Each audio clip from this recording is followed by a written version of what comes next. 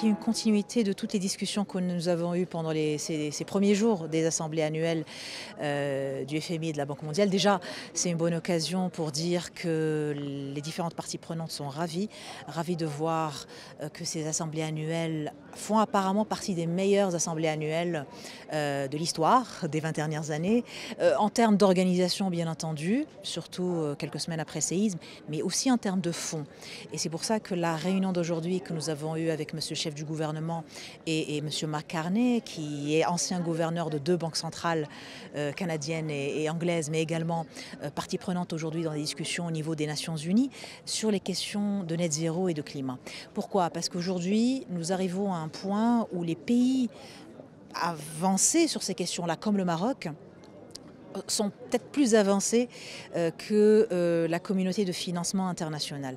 Donc aujourd'hui, la question qui se pose, et surtout en allant à la COP28 aux Émirats arabes unis à la fin du mois de novembre, c'est de dire mettons ensemble les standards qu'il faut pour financer les projets dont nous avons besoin, pour bien entendu faire de la mitigation, c'est-à-dire vos projets renouvelables classiques, les projets de réseau et de R&D dans le secteur de la transition énergétique, mais également les projets d'adaptation climatique qui sont aussi très importants. Donc il y a toujours eu ce problème d'équilibre entre l'adaptation et la mitigation. Mais aujourd'hui, la position du Maroc est de dire nous sommes finalement un laboratoire à ciel ouvert pour ces financements innovants. La Banque mondiale a parlé d'un chiffre de 52 milliards de dollars d'investissement dont a besoin le Maroc pour réussir sa trajectoire de transition à 2050.